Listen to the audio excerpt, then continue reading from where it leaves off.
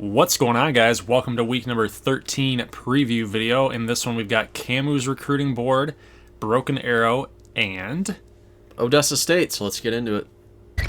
all right, so checking out Camu's board here. Doug Flores has been on here all year long. It looks like Stanford is taking the big-time lead in the number one halfback. Ohio State's in second. So Camu kind of losing some ground here, even though they did get a nice little bump up with him.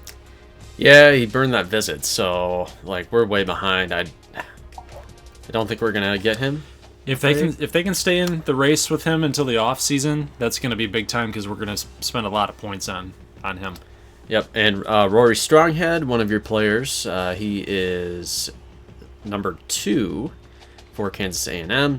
Hopefully we can put a move on him there. Apollo Warren is Dunzo. He's goner. For Camu. Corey White, we were watching this guy, defensive tackle, signs with Denver. He's going to join that bandwagon. Ooh. Dylan didn't like that. He's not going to like that. Well, I'm just saying, you ride in a covered wagon. You get on the bandwagon. You go west. Kingsley. I see what you did there. Yeah, that was a pun. Kingsley Knox. We're in the mix there. Number 2. Again, we still got a lot of these guys who are torn between Broken Arrow, Kansas A&M. And the tables have turned recently because Kansas A&M is starting to play better than Broken Arrow. That's true. That's true. So they might be making up some lost recruiting ground. Yep. We signed Jason Schuler, Dallas Wright, looking at the Prairie Dogs. He's gone. He's gone. Philip McNeil, signed by Odessa. We'll get to them in a little bit. Austin Collins, Narcisse for number 2. That's big. Yeah, this is actually Dylan Bowers' guy. He's always commenting about Curtis. He's like, Curtis, no! Don't go to Ardmore. But look at this. He loves Ardmore. He's looking at Ardmore and Kansas A&M. He'd probably, at this point, rather have him go to Kansas A&M, but yeah. Yeah, so this is shaping up to be okay. I mean, there's some guys that we're in the mix for. This guy was sort of a later addition to the board, I think, but just cornerback out of California. Not too bad. One of the only Big 12 teams. Flanagan is gone. Cole Boone, he's gone. BJ Mitchell, I bet you this guy might turn out to be okay.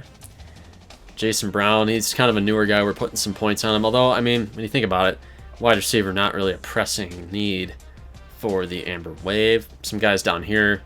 Calhoun's gone. That we're going to try to add. So this is not shaping up to be that good of a class, but Kansas A&M is never that team that really needs it.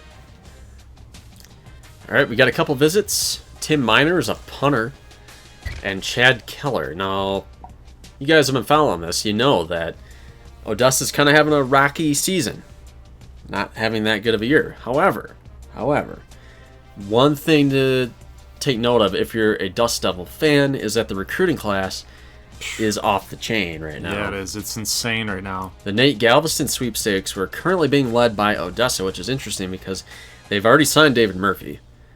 I wonder if he's starting to regret that. I don't know. But I kind of want to see Galveston go to Amarillo. But let us know in the comments. I do too. I mean, if you pull off a Galveston here, yeah, you're going to definitely give Amarillo a shot. Right. But yeah, it's all up to you guys. Do you want to see...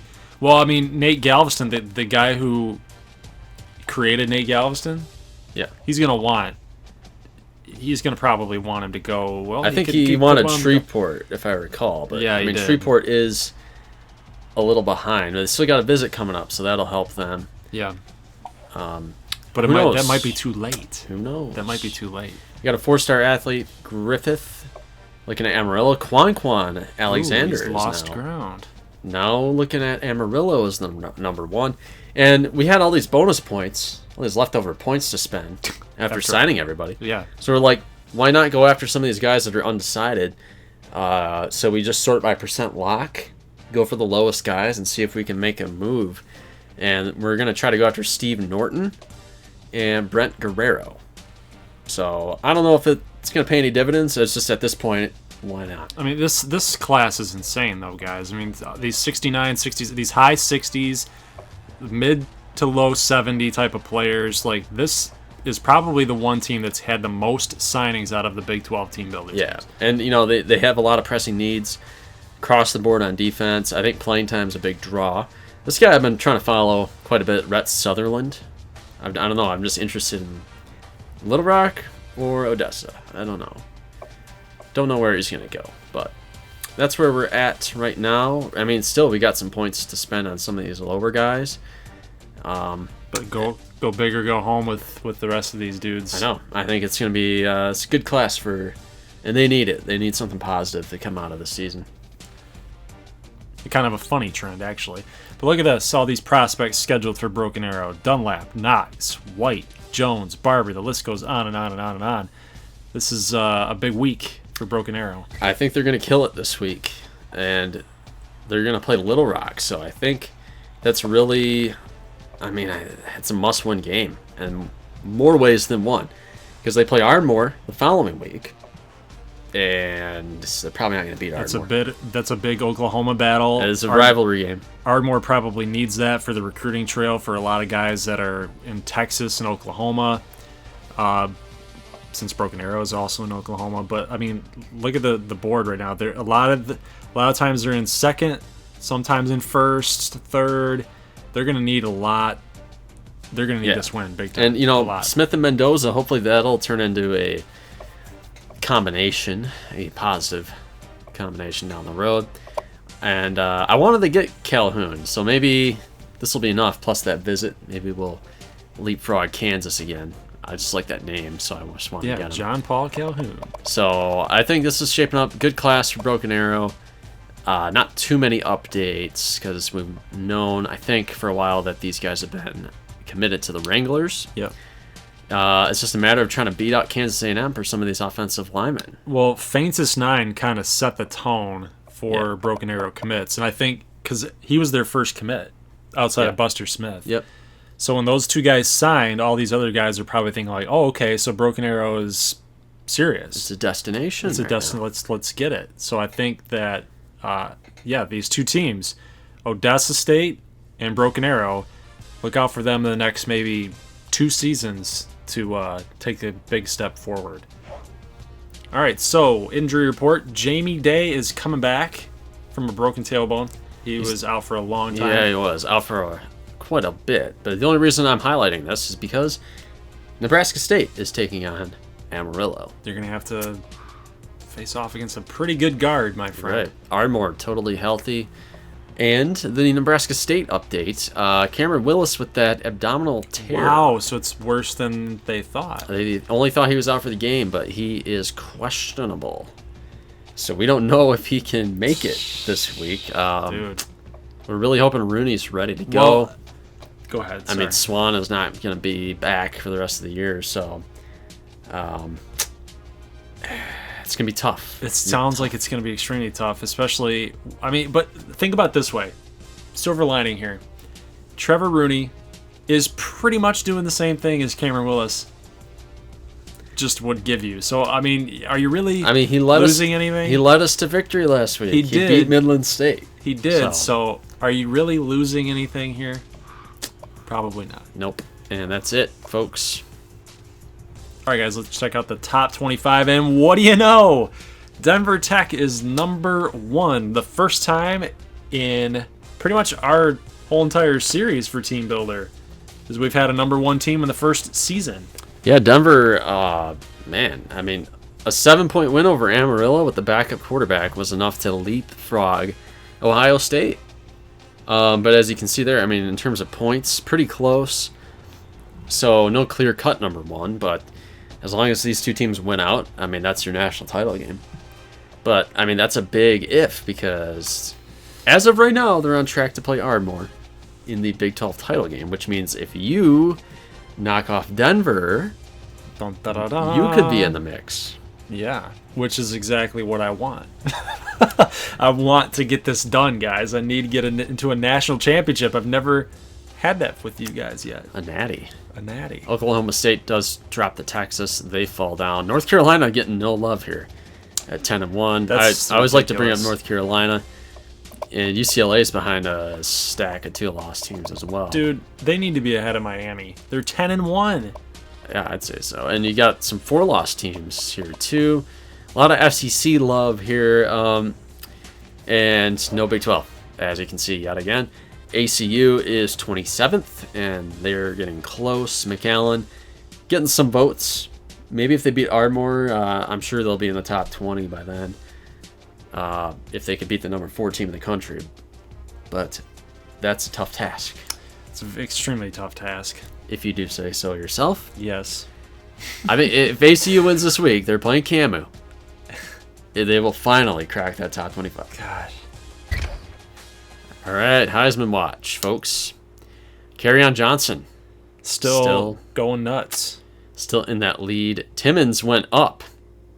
Which means Gaskin was so bad that Timmons, even after getting knocked out with 59 yards and touchdown, still is in the Heisman mix. So, and Schmidt, you're worried though, maybe like the Big 12 country or the Rocky Mountain voters, you're worried about splitting the vote here. That's very true. Yeah, the 2 teammates in there, that's extremely tough. That's always, yeah.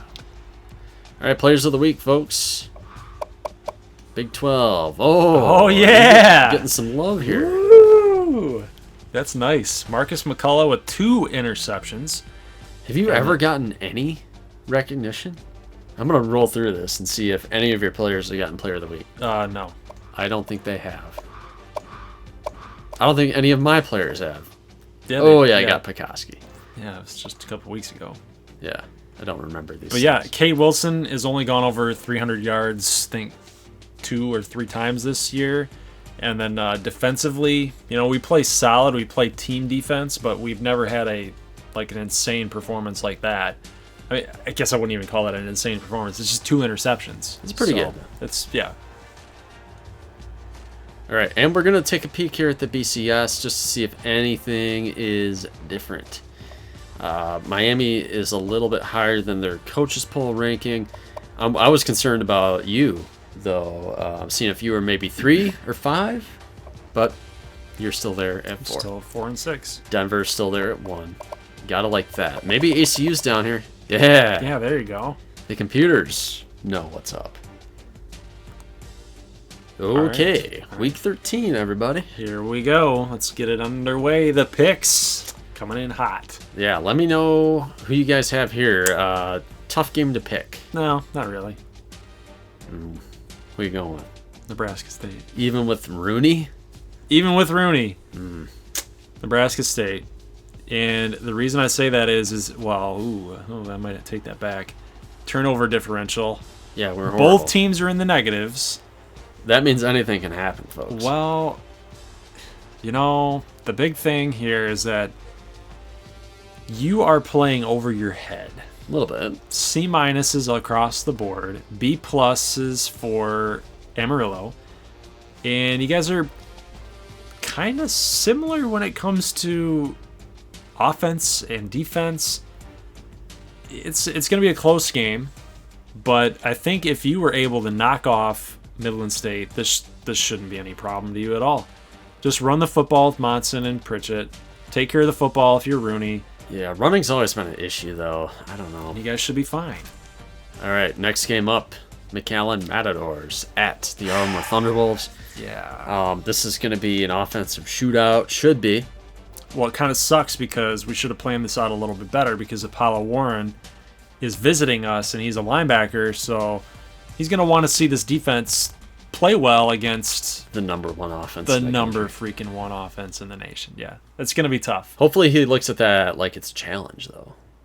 Like, you come to the Big 12, you got to man buckle up. that chin strap and take on these offenses. I mean, if you want a challenge, that's where you want to go. But I don't know.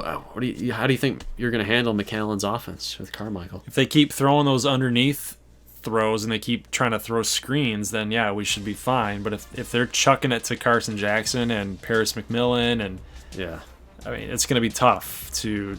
There's always somebody open. I would like to see McAllen beat me at home. No, I mean we haven't seen them at home since they played Denver. We saw them play ACU in Midland, and then they're going to go at Ardmore. Yeah. They got some green jerseys I want to show you guys. I know. You haven't seen them Well, yet. maybe we'll show them next week against Little Rock. Speaking of Little Rock, they're going to go at Broken Arrow. Broken Arrow, I mean, their offense is just going down the tubes, as we talked about. Little Rock, though, on a 4-game losing streak. But they're not terrible losses like they were in the beginning of the year. Right, I mean, they're competitive. Broken Arrow, also 4-game losing streak. This is where they're going to have to try to get off the schneid a little bit. Their defense is starting to get ripped up, though. And, I mean, those kind of games, at this point, their offense is not really capable of hanging around when they're playing these top-shelf offenses. Good thing for them is Little Rock is not a top-shelf offense. Right. Yeah, I think that if we sim this game straight up at the scores and schedules, I'm taking Broken Arrow. If you sim this game while watching it, I think Little Rock would take this W. Okay. And I only say that because, for whatever reason, that defense in gameplay actually comes to play. Yeah, their secondary is usually pretty good. Yeah. And I think that Drew Snyder, being the turnover-happy player that he is, it'd be kind of hard. No, Broken Arrow's another team, too. Like, I'm partial to their home unis and haven't really gotten a good look at them. I think we saw them against Nebraska State, and that was it.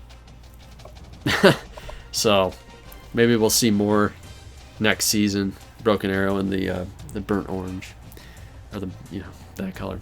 So this is the biggest matchup though of the week. Right. I mean, sadly, with that, well, not for me, but for everybody else, Midland State, if they had beaten Nebraska State last week, this game would have been for the Big 12 West. Yep.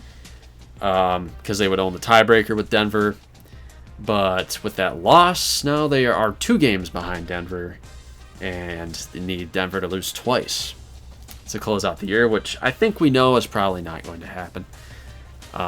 But this should be a great game either way. Like I talked about Saturday, I think Midland's going to want to play this. I mean, wouldn't you agree? Yeah, they're the type of team that, even though they don't have any conference or division championship in sight, they're looking at this as a challenge, as you would for, any athlete. You'd be wanting to strap it up, put the uniform on, get out on the field, and say, let's go. Yeah, we're taking on the number 1 team in the land. Let's do this thing. I want to be a part of that team that beats them. Yeah, I mean, you're going to host the number 1 team in the country on Senior Day. It doesn't really say it, but this is a pretty solid rivalry game. I mean, these are the 2 best, the most prestigious programs in the Big 12 West. So, of course, they played big matches over the years. And you don't think the fans at Midland State at home are not going to be fired up for this? Oh, yeah. Yeah, if you're a player for Midland State, the division might not be in your sights, but you're going to get fired up to play this game. You have to, or else you're not a football player. You're right. Now we got Shreveport at Odessa. Not going to spend a lot of time on this because this game's kind of immaterial, as they say. Shreveport, a lot of Skeeter fans out there. There are. You would love to see them. They've lost 3 of 4 on the road against some tougher competition. They're going to go on the road again against a team that, hey, they're on a 7-game losing streak, but they're not completely terrible. No, they can put up some points. I think this is a very evenly matched game. What do you think's going to happen? I don't know. I say it every week, though, with Shreveport. If they can keep sticking to running the ball with Wingo, that defense for Odessa State is so undersized and just not as talented that, you just get physical with them. You can control the rest of the game. Like, this game should go to Shreveport. I think Wingo could run for 180. But at the end of the day, it is at Odessa. Right. And they could pull it off. This is a tough game. Now, there's some top flight recruits. Remember we talked about ACU's recruiting board. We got all those 80s. Like, these guys are like 80 overall. ACU is going to be hosting them this week against Kansas A&M. They really need to win this game, put a good taste in their mouth. The number 1 halfback and the number 2 quarterback. Yeah. Yeah, they need to win this game. This is big. And ACU, I mean, they're not playing for anything other than just finishing out the stretch really strong.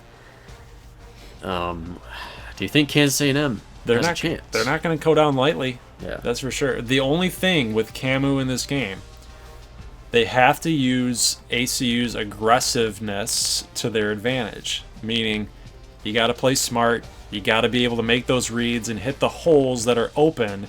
Anticipate the holes that are open because you are an option team.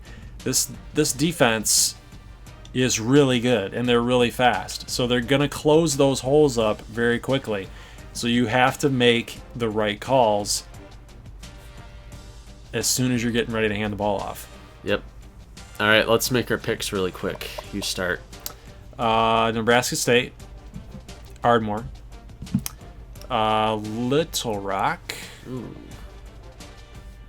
I'm going with the upset. Dude, every time we simulate in gameplay with Midland State, they've won at home. Yeah. And that was against a better team. ACU overall was a better team than Denver Tech. Yeah. And they beat them. Okay. And then I'm going to go Odessa. They're going Shreveport. I'm going Odessa. Oh, okay.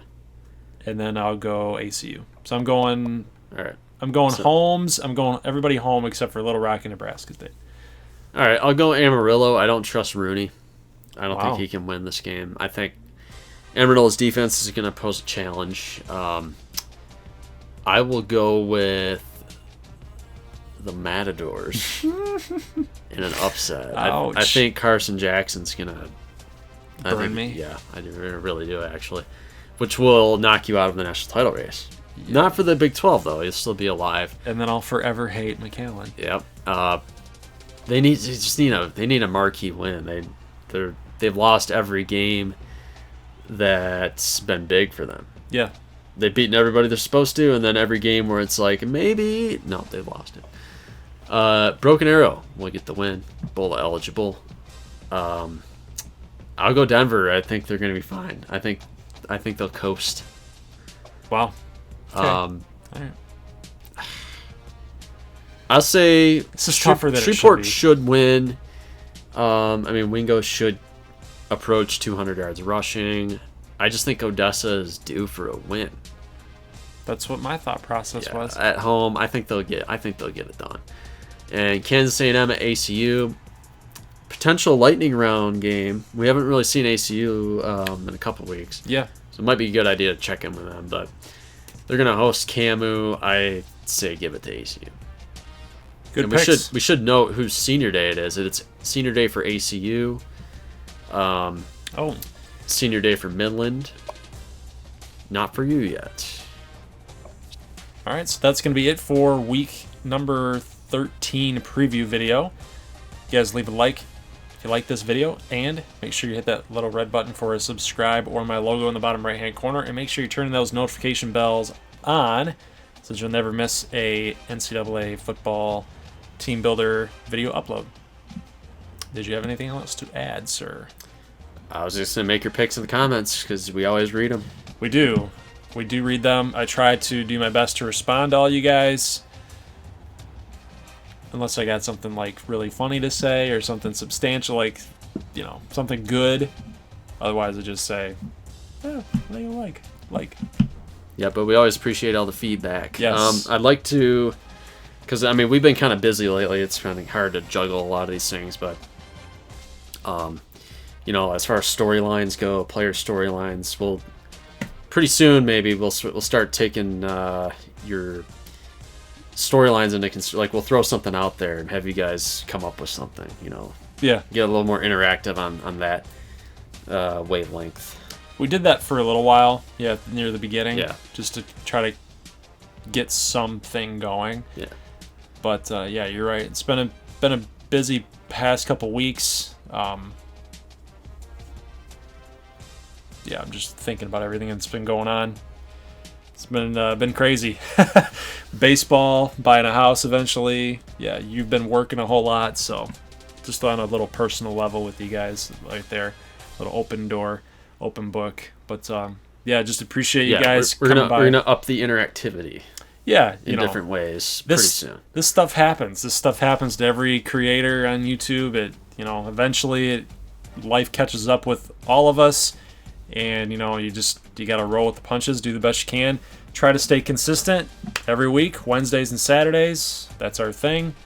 And we apologize if it's gotten a little bit boring. I don't think it has. I think we've done a pretty good job. I think you guys have always been offering up your own storylines in there and making it fun. And I guess it probably doesn't help that a couple weeks ago, like you pretty much see where it was headed.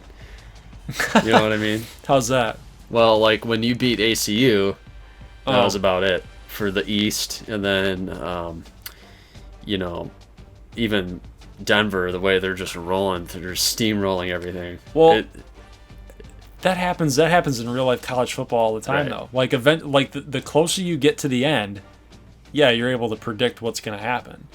Near the middle or the beginning, it's all up for grabs. You don't know how teams are going to perform. I mean, heck, Amarillo, if they had just gotten stuff figured out, they could have been a team that might have been pretty good. If Little Rock didn't start so bad against Tennessee, maybe they could have been a team to be reckoned with. But that ACU game, I probably should have lost that game. If you guys go back and watch that, if you haven't seen it or if you need to be reminded about it, that game was really, really, really close. Oh, yeah. That defense was flying all over the place. I will be the first one to tell you that I got lucky in that game, and I probably shouldn't be in the situation that I'm in right now. But I still got to take care of business against McAllen, and it's not going to be an easy test either.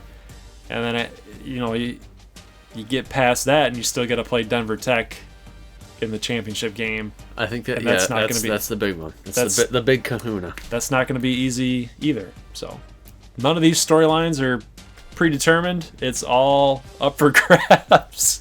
It's all up for grabs. I mean, you're 6-4. This has never happened to you. Yeah.